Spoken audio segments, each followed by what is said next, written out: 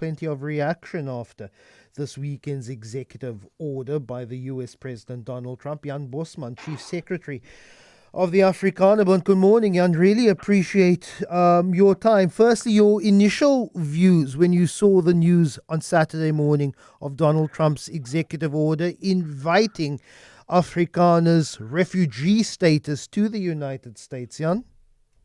Good morning, Lester. Nice to talk to you again. I just want to confirm that I'm speaking to you from Randburg and not the United States. So my intention over the weekend is very clear. I'd rather have you here, Jan. No, the intentions are very clear that most Afrikaners, I think, still want to stay, because this is our country. We want to make this country work for all of us. And I think in a sort of a undiplomatic way, Trump raised matters with the government, and he put Afrikaners in the spotlight, and that's not something that we wanted, that's not something that we asked for, and I don't think it's going to solve the problem. Yeah, I think it's done this conversation of nation building and social cohesion a great deal of disservice. Jan, of course we can talk about issues of crime that affect all South Africans. Of course we can talk about issues of a stumbling economy that, if the metrics that we have show are felt by black South Africans more than white South Africans. But I think overall this conversation started by Donald Trump, has done all South Africans, particularly white South Africans, a great deal of disservice. Well, I think, there's some elements of truth in what you said, but we all now need people from all levels of life to raise these important matters that we have in South Africa. And, Trump is not the first foreign government interfering or raising matters with South Africa. We tend to forget that in 2018, 5 ambassadors of the United States, Germany, UK, Switzerland, and the Netherlands, they were demarched to the Union Building, to the Office of Foreign Affairs, for a memorandum they circulated amongst themselves and also stakeholders in South Africa about their valid concerns about land matters, but also about, how do they get investment in South Africa if there are certain issues not resolved. And that was in 2018 already.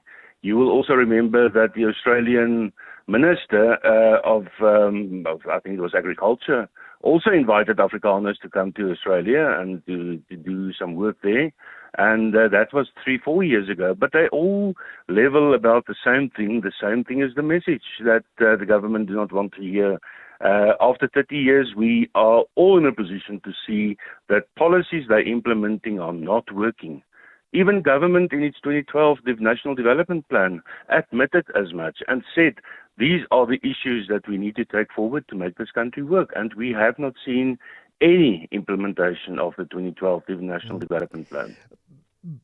But economic redress is also one of those important issues that we need to focus on. The transformation of also land from white hands to previously black owners also needs consideration. So how do we have a sober conversation that doesn't raise the hackles and the concerns of foreign governments if you and I can agree that the transformation of this economy also needs to reflect the majority of South Africans, that all South Africans need to be kept safe? I think we can talk and we can debate the merits of our policy differences, but I think we can agree that South Africa needs to transform economically. Just how do we do so, Jan?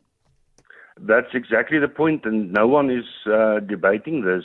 In fact, last year, you will remember in April, many Afrikaner organizations, including some of the organizations that are now in the firing line, they all signed a statement of intent, an Afrikaner declaration, Afrikaner verklaring, call it what you want to. We raised 12 matters, and we made a commitment to South Africa that we want to stay here, that we want to work here, that there must be also redress, but we can also work towards solutions. But coming back to your question is, we have seen now in 30 years, and that's not our words, President Kgalema Motlante's high-level report to Parliament on the land reform program of government. He was severely critical of how it is being handled, the corruption that took place, the people were not competent, the people placed on land were not trained to do it properly, the government or the department that was supposed to deal with the matter, their officials were incompetent, and nothing came of that report. And that was a report that was the conclusion of many years of land reform and transfer of land. So that is one small issue in this whole matter. But our issue is that even after 30 years, President Ramaphosa on Thursday evening with the SONA said that more and stricter BEE is coming to South Africa. And we have seen it does not work. Many economists will tell you the economy is not growing because investment is not coming in, because foreign companies just don't trust South Africa with their money, and also with companies and factories and so on. What assurances do they have that it's not going to be expropriated? But the reality is, Jan, that there is a segment of the United States government, including Donald Trump, including Elon Musk, that feels that land is being expropriated through a government program, that white people's lives are somehow under threat in this country, that there is some form of persecution of white people. Would you want to go on record and say that is not the case, Mr. Trump? Well, I think he based his case on maybe what his own embassy in South Africa told him, and that could be based on the valid concerns of many South Africans, many organizations that raised concern about the new Expropriation Act. And we, for sure, land is not expropriated at the moment on the levels that we're afraid it might be expropriated. But we have seen the same government unilaterally taking away water rights and mineral rights. They, in fact, nationalized it. And now we see, but because they did that, they can also do this with the land. And that's a huge problem. So in all the assurances that we requested in meetings, in documents to Parliament, in meetings with the President, in ministers, we said, but just give us the assurance about the land. I mean, even Deputy President Paul Mashatile, in November last year said that he's going to ask President Ramaphosa to sign it because they need expropriation of land without compensation. So that was his own words. That's his own intention of this act. So yes, we need acts that regulate land and how you expropriate, and they do it all over the world. Yeah. But then do the proper process and also just test this against the Constitution. And that was the advice that was given to President Ramaphosa. He did not do it. Then that's the channel. If various political parties and interest groups feel that the Expropriation Act is unconstitutional, that it does not align with the South African overarching national law, then challenge it. Listen, that's, I think, in a normal society, that would be the answer. But this specific act makes provision now for departments and municipalities to go ahead and expropriate. And you know, as well as I do, that the legal process can take years. So if a farm is expropriated in the Western Cape tomorrow, that farmer must go to court.